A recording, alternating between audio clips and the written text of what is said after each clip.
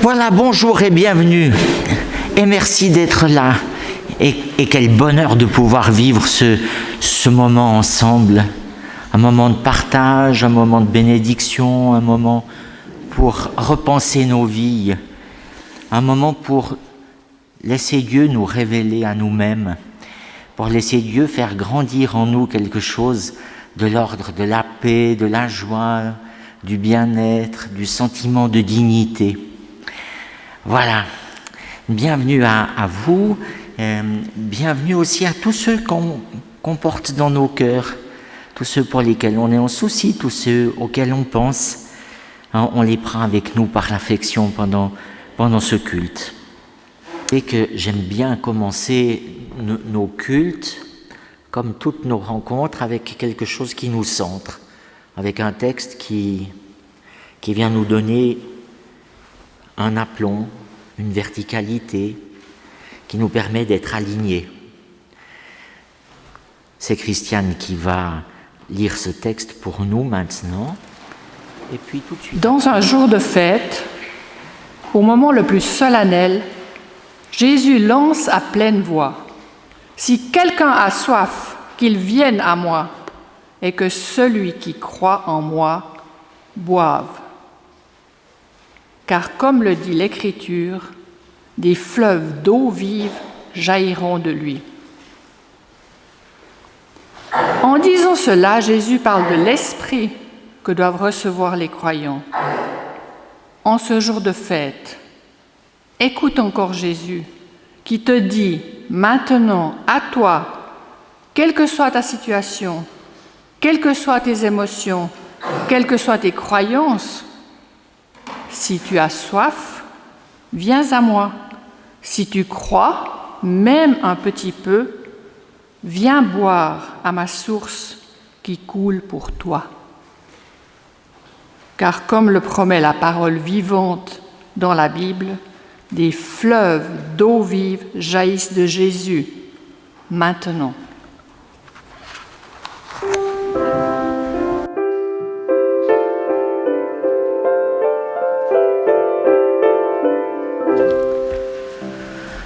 Vous savez que le grand livre des psaumes, c'est les prières inusables. C'est les 150 prières inusables qui permettent de dire quelque chose à Dieu et d'entendre quelque chose de Dieu dans toutes les circonstances de la vie. Il y a toujours un psaume qui nous aide, quoi qu'il nous arrive. Eh bien, quel est le premier mot des psaumes? Le tout premier. Le premier mot de cet immense livre de 150 textes sublimes, c'est quoi le premier mot? Heureux. Parce que c'est le projet de Dieu qu'on soit heureux. Alors je vous propose qu'on antiphone le psaume 1. Il est sur le feuillet que vous avez reçu. On lira ensemble les phrases en gras. Et puis les hommes liront les textes en caractère droit et les dames en caractère italique. Prions le psaume. Heureux soit l'être humain comme un arbre planté au bord de l'eau. Il n'écoute pas les mauvais conseils.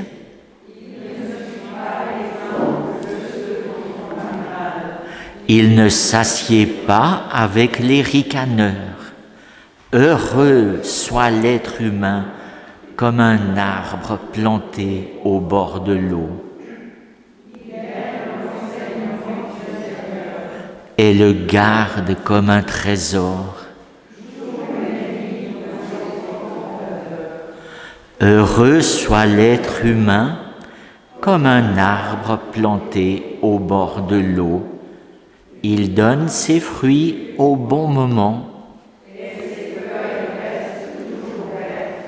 Cet homme trouve le sens de sa vie. Heureux soit l'être humain comme un arbre planté au bord de l'eau.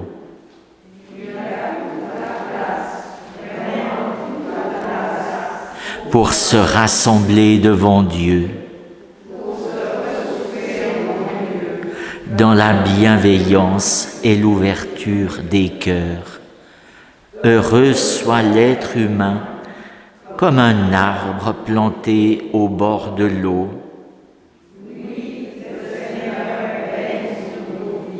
Oui, le Seigneur veille sur ma vie.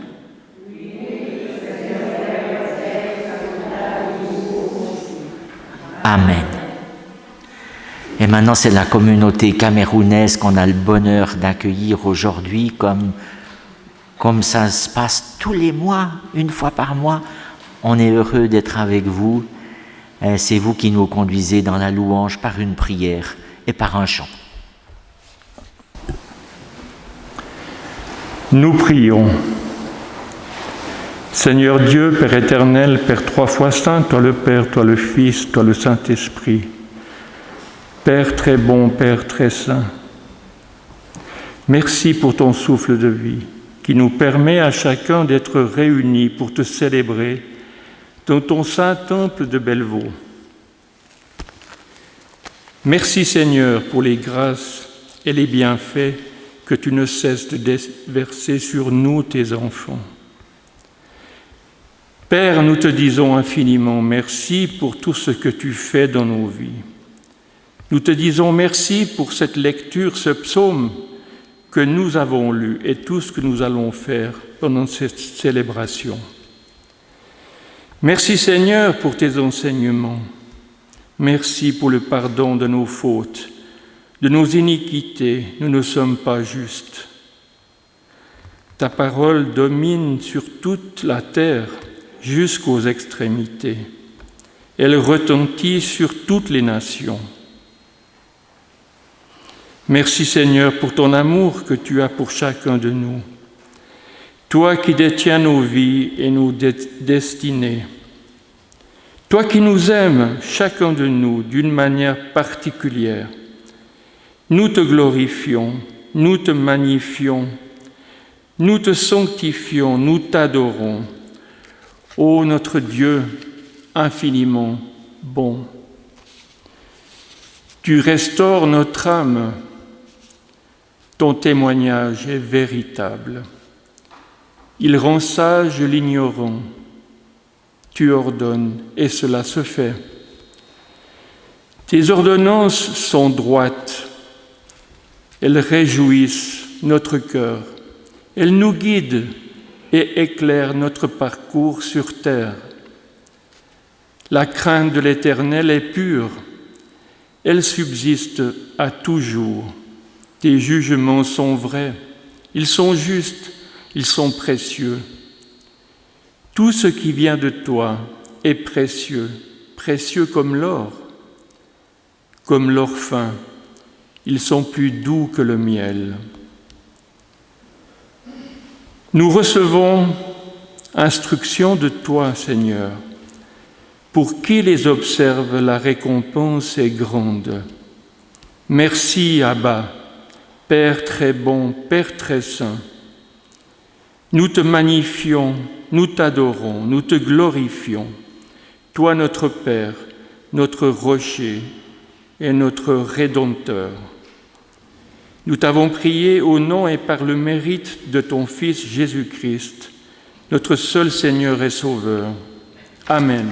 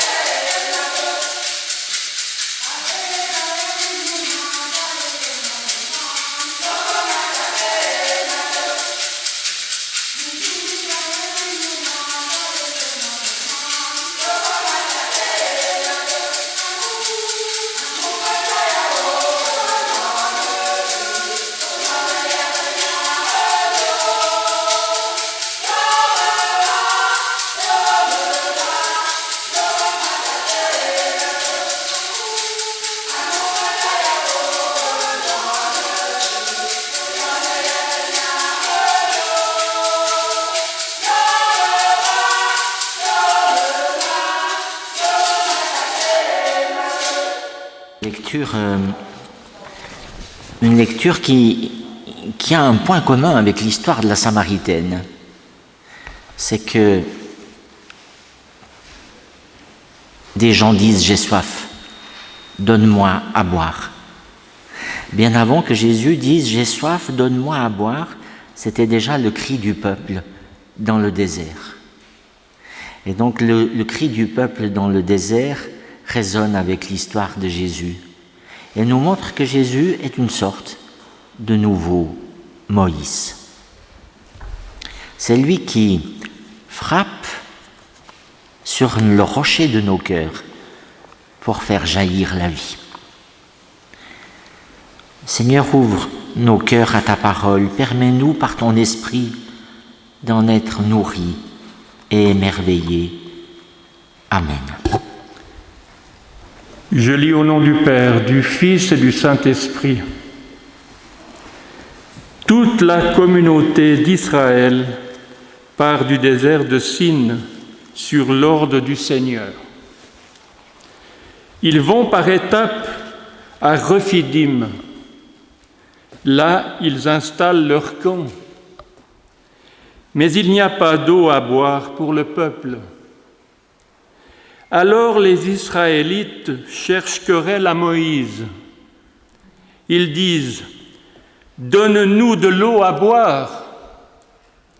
Moïse leur répond « Pourquoi est-ce que vous me cherchez querelle ? Vous provoquez le Seigneur. Pourquoi donc ? »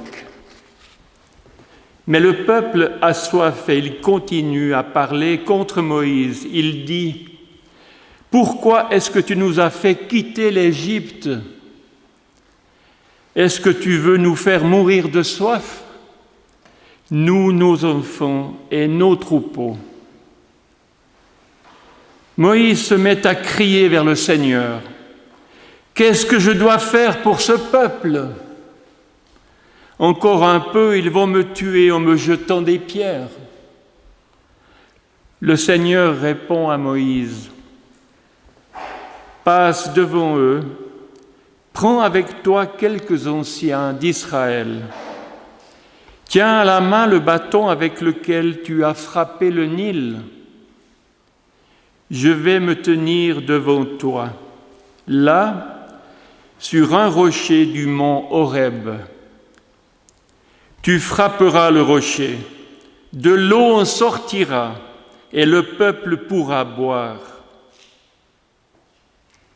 Moïse obéit au Seigneur. L'herbe sèche, la fleur se fane et tombe, mais ses paroles demeurent d'éternité en éternité. Amen.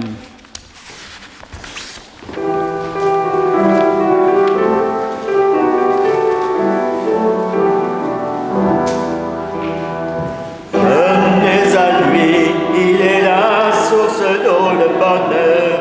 Venez à lui, il est la source d'eau, la paix du cœur. Longtemps, longtemps, je l'ai cherché, mais ne l'ai jamais trouvé. Mon cœur est là, ma vie cachée, pour trouver la vérité. Venez à lui, il est la source d'eau, le bonheur. Venez à lui, il est la source d'eau, la paix du cœur. Mais aujourd'hui, ma vie a changé, Jésus-Christ l'a transformée. Je veux chanter et proclamer que Dieu veut aussi t'aimer. Venez à lui, il est la source d'eau, le bonheur. Venez à lui, il est la source d'eau, la paix du cœur. Venez à lui, il est la source d'eau, le bonheur. Venez à lui, il est la source d'eau, la paix du cœur. L'histoire est dans le livre. Le livre a été écrit il y a très longtemps et il contient beaucoup d'histoires. Celle d'aujourd'hui se passe au bord d'un puits, le puits de Jacob. C'est un puits profond, si profond que lorsqu'on se penche par-dessus la margelle, on ne voit pas la source. On voit seulement la lumière qui se perd dans le sombre et on sent l'humide des pierres qui vous montent au visage. Dans ce pays d'Israël qui est si sec, les puits sont des lieux très importants. À l'aube et à la tombée du jour, tout le monde s'y retrouve.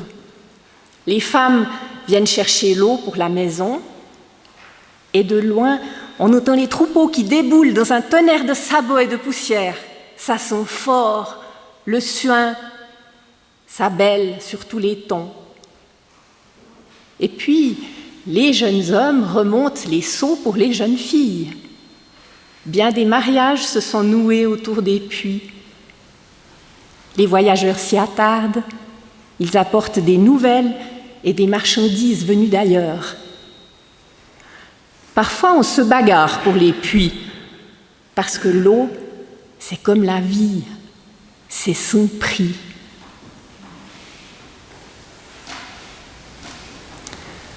Quand elle passe de l'ombre de la maison à la lumière de midi, elle vacille. Même les insectes se taisent à cette heure. Pas un souffle, on suffoque. Elle s'immobilise un instant, la tête basse, sous le voile, et on voit ses épaules qui s'affaissent. Pas le choix, elle n'a pas le choix. Depuis le temps, elle aurait dû s'habituer, mais non, c'est impossible. Elle se redresse. De la main gauche, elle assure la cruche sur sa tête et le buste bien droit, l'autre bras se balançant au rythme de ses pas. Elle prend la direction du puits. Elle marche lentement et de temps en temps, d'un tout petit mouvement, elle chasse de sa sandale un caillou. Dans une demi-heure, heureusement, elle sera de nouveau à l'abri dans leur maison et elle n'aura pas besoin de ressortir avant le soir. Entre les broussailles et les pierres qui vibrent dans la chaleur, elle cherche du regard la petite montagne du puits. Mais il y a quelqu'un là-bas. Un homme sûrement parce qu'il est tout seul. Elle stoppe net, retient la cruche d'une main, les sourcils froncés, l'autre main en visière. Qui se permet ? Ça ne peut être qu'un étranger. Les gens d'ici, ils ont l'habitude. Ils savent qu'elle vient au puits au milieu de la journée. Ils ne cherchent pas à la croiser, bien sûr. Ni à l'eau pêcher, ça non quand même. Ils savent qu'elle a besoin d'eau comme tout le monde. Vraiment, c'est ennuyeux. Comment est-ce qu'elle va s'y prendre ? Elle hésite, se balance d'un pied sur l'autre, mais bon, le soleil tape si fort. Sous la robe de laine fine, la sueur lui coule déjà entre les omoplates. Elle ne va pas retourner d'où elle vient. Elle a besoin de cette eau. Bah, ce n'est qu'un homme après tout, un de plus. Elle n'a plus l'âge d'avoir peur. Elle est presque vieille maintenant. Et puis elle n'a pas le choix, pas le choix. Elle recommence à marcher, tellement lentement qu'on dirait qu'elle ne sait plus marcher. Elle espère qu'il va s'éloigner en la voyant arriver. C'est bizarre, cet étranger-là, en plein midi. Pourquoi est-ce qu'il ne s'est pas plutôt arrêté sous un arbre, comme les bêtes ? Elles ne sont pas si stupides, les bêtes. Elles savent attendre la chute du jour pour venir au puits. Ou alors, s'il n'a pas trouvé d'arbre, pourquoi n'est-il pas venu jusqu'à Sichem, s'abriter à la maison des voyageurs ? Perdue dans ses interrogations, la femme avance toujours.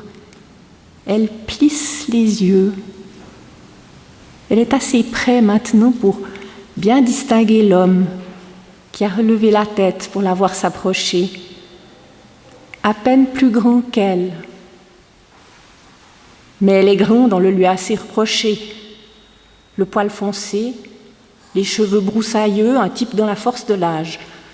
Pas un cultivateur, en tout cas, avec sa robe de lin trop claire, ni un berger.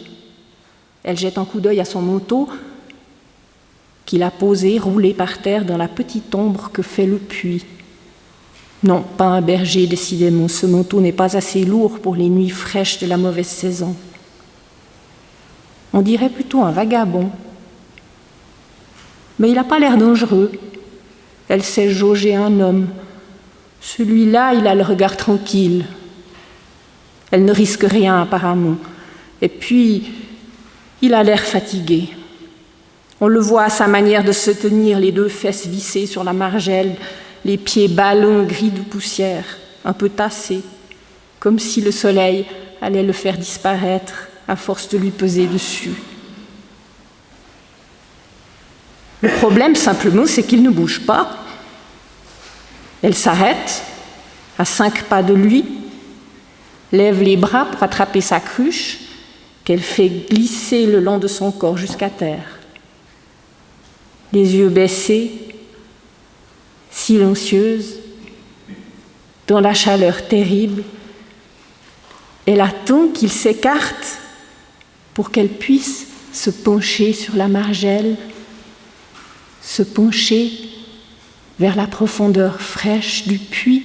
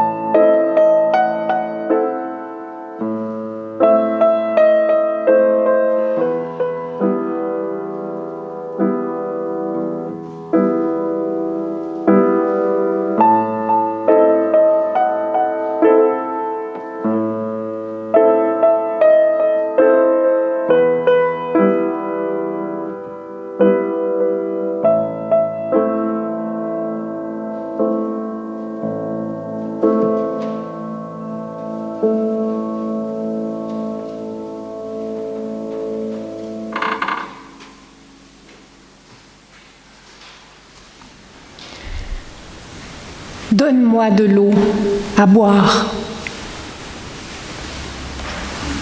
Quoi ? Est-ce qu'elle a bien entendu ? Voilà qu'il lui adresse la parole, l'étranger. Mais qu'est-ce qu'il lui prend ? Il ne va quand même pas lui faire des propositions à elle qui a au moins 10 ans de plus que lui. En plus, il est de Jérusalem. Elle a tout de suite reconnu l'accent. Et il doit bien savoir qu'elle est samaritaine, il sait quand même où il se trouve, non ? Mais qu'est-ce que tu me veux, toi, le juif ? Toi, l'homme, à moi qui suis une femme et une samaritaine en plus ?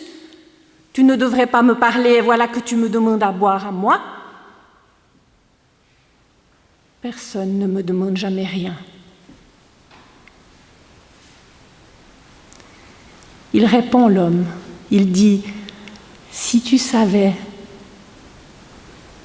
le don que Dieu te réserve, si tu savais qui est celui qui te demande à boire, c'est toi qui aurais demandé. Et il t'aurait donné de l'eau vivante. Elle est tellement surprise, la femme, et la situation est tellement inhabituelle, et de toute façon, il n'y a personne dehors pour les voir, qu'elle ne peut pas s'empêcher de continuer. « Seigneur, tu n'as rien pour puiser, et le puits est profond. D'où tu l'aurais, cette eau vivante ? Tu te crois plus grand que notre père Jacob, qui nous a donné ce puits ? » Il répond, l'homme. Il dit, « Tout homme qui boit de cette eau, il aura soif de nouveau. Mais celui qui boira de l'eau que moi, je lui donnerai, il n'aura plus jamais soif. L'eau que je lui donnerai deviendra en lui une source qui jaillira jusque dans la vie sans fin. » La femme, elle ouvre des grands yeux. Elle lui dit, « Oh Seigneur, donne-moi de cette eau pour que je n'ai plus soif et que je ne doive plus venir puiser ici. » L'homme se tait. Il la regarde. Il demande, « Va, appelle ton mari, va et reviens ici. » D'abord, les yeux de la femme s'enfuient. Elle sent sa nuque se crisper et ça fait un petit sermon à l'intérieur. C'est tout dur, tout coincé.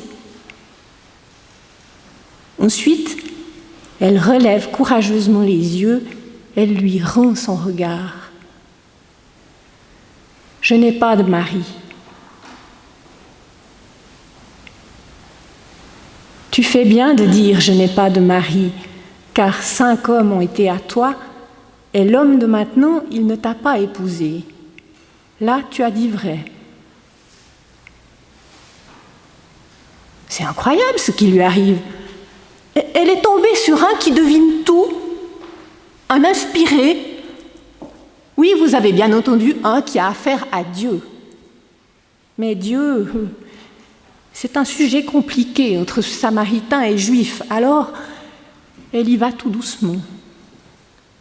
« Seigneur, je vois que tu es un prophète, alors tu pourras peut-être m'expliquer pourquoi vous, les Juifs, vous dites qu'il faut adorer Dieu à Jérusalem alors que nos pères, c'est ici qu'ils ont adoré. » Il lui répond encore, le prophète. Il lui parle de montagnes, de salut et d'adoration véritable. Il dit que Dieu est souffle, que l'heure vient, que l'heure est là. Mais elle ne l'écoute plus, la Samaritaine. Elle le fixe sans le voir, parce que ses yeux se sont remplis d'eau, et au creux d'elle-même, elle sent que quelque chose se desserre, qu'elle peut respirer de nouveau. Il ne lui a pas dit « tu aurais dû », ni même « tu aurais pu ». Il l'a emportée tout entière avec lui. Et comme il se tait maintenant, sans réfléchir, elle se penche vers lui tout d'un bloc, les yeux brillants, et elle chuchote « Je sais qu'un Messie doit venir, celui qu'on appelle Christ. Quand celui-ci viendra, il nous annoncera tout. » À nouveau, il la regarde, l'homme, longuement. Et c'est la première fois qu'on la regarde ainsi. Elle aimerait que cela dure toujours. Doucement, il dit « Je le suis, moi, qui te parle. » Là-dessus, on entend des voix joyeuses d'hommes avec un éclat de rire et puis le bruit des cailloux qui roulent sous les pieds. Et tout de suite, ils sont là, des Judéens, eux aussi, toute une petite troupe à se presser autour de leur maître, un peu surpris de le voir parler avec une femme, mais ils ne posent pas de questions. Ils parlent entre eux, ils ouvrent les sacs de toile grise, ils sortent les provisions qu'ils ont ramenées de la ville et ils commencent à poser tout ça sur la margelle du puits, des olives, des dattes, un gros pain et du lait de chèvre. Alors la femme laisse là sa cruche et elle se met à courir. Elle court, la Samaritaine, elle court en direction de la ville, elle court en relevant le bas de sa jupe, elle court en plein soleil. Mais le soleil n'a plus d'importance, ni la cruche, ni l'eau, ni même le regard des autres. Son cœur brûle et la seule chose qui lui importe, c'est de faire savoir à tous qu'elle a fait une extraordinaire rencontre. Venez voir un homme qui m'a dit tout ce que j'ai fait. Et s'il était le Christ? Dans le livre, cette femme n'a pas de nom. Mais le livre nous rapporte que, grâce à elle, beaucoup à Sichem ont reconnu en Jésus le Sauveur attendu.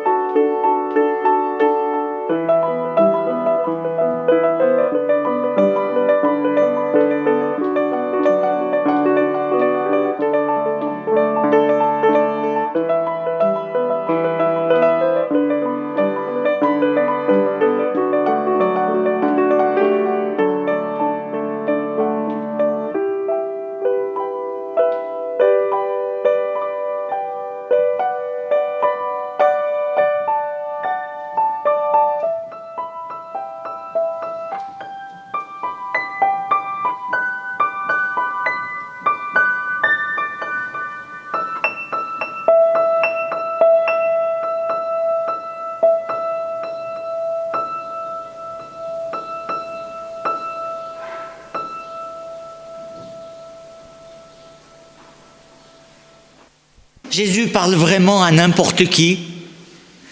S'il a parlé à cette femme, c'est qu'il est d'accord de nous parler aussi aujourd'hui. Il a attendu cette femme. Il a fait un détour pour la retrouver. Il a eu la patience de l'attendre. Et il fait la même chose avec nous. Il vient nous rejoindre à l'endroit où on l'attend le moins.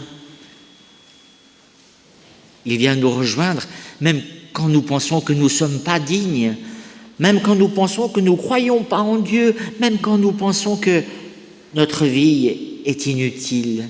Il vient nous rejoindre et il nous parle. Et quelle est la première chose qu'il dit? Il dit « Donne-moi ».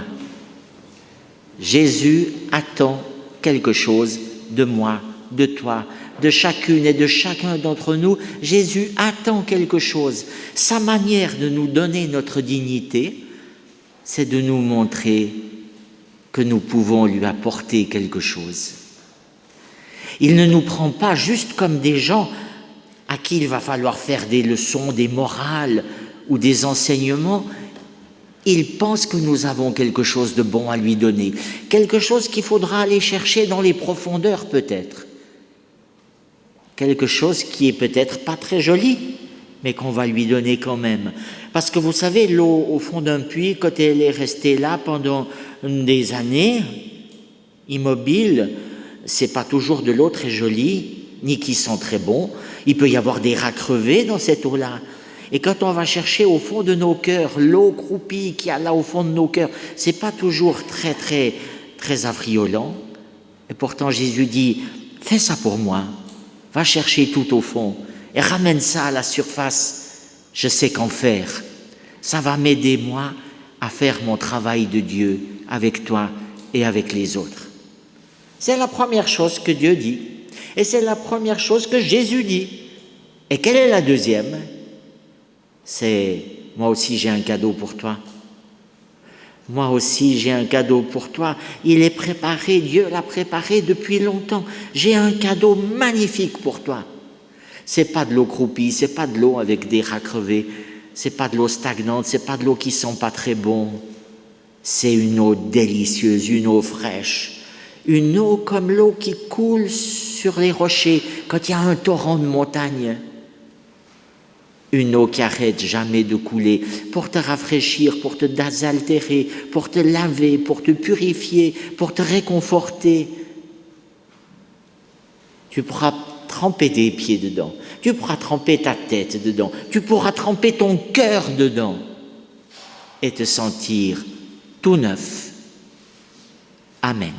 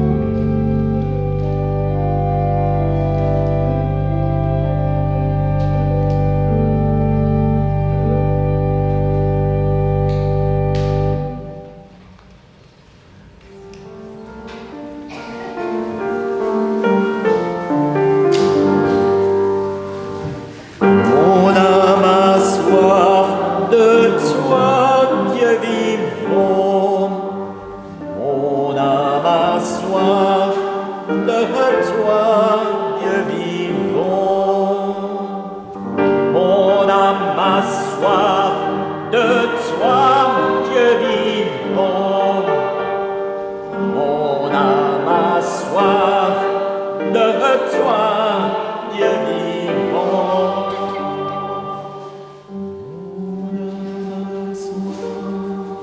De toi, Dieu vivant.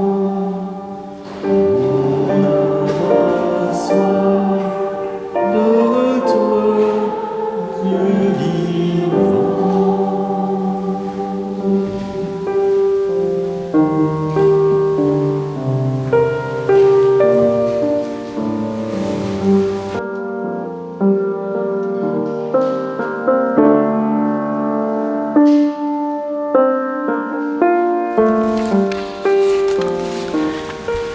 C'est Christiane qui va nous conduire maintenant dans la prière d'intercession. L'essentiel de cette prière d'intercession, ce sera un temps de silence où chacun pourra intimement échanger avec Dieu. Et puis on termine. Seigneur, nous venons boire à ta source, nous qui avons soif de paix et de justice. Nous nous plaçons sous ton regard. À toi qui connais tout de chacun de nous, tout comme Jésus connaissait tout de la Samaritaine, nous pouvons te confier les personnes que nous te nommons, nos questionnements, nos craintes, nos espérances. Merci de répondre à nos besoins, de nous délivrer de nos peurs, de nous décharger de nos culpabilités, de nous renouveler, toi le seul qui peux nous offrir la paix du cœur. Et maintenant, dans le silence, nous t'ouvrons notre cœur.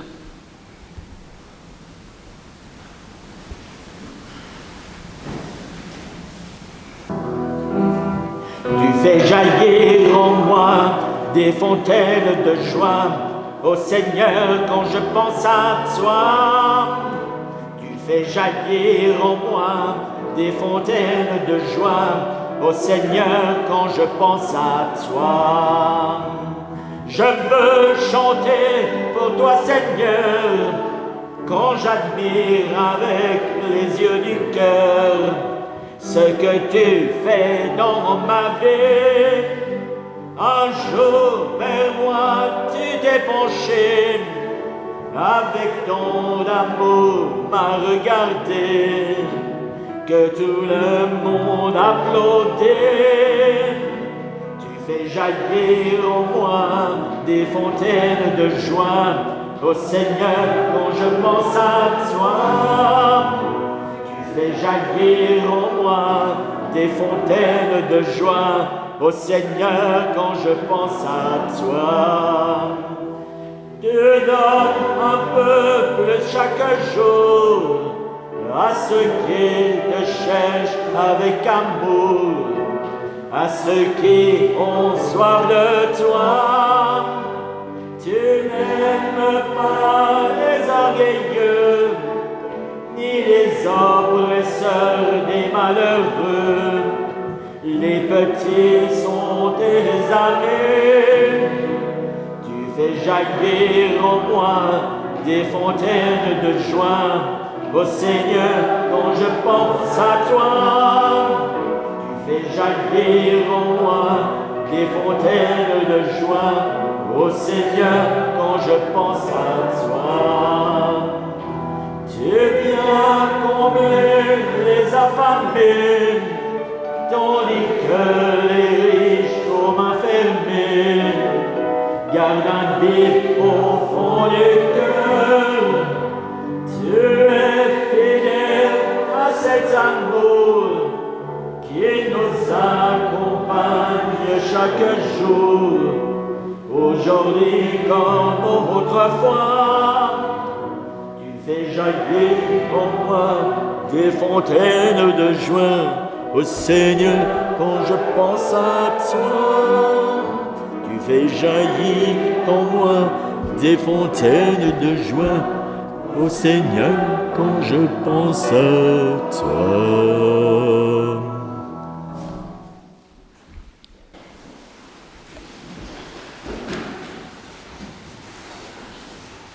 La Samaritaine a un nom. Elle s'appelle Photine. C'est en tout cas ce que la tradition orthodoxe a décidé. L'église sur le puits, qui existe encore, c'est l'église Sainte-Photine. Et je me réjouis de la visiter avec vous ou de vous raconter notre visite à Sainte-Photine.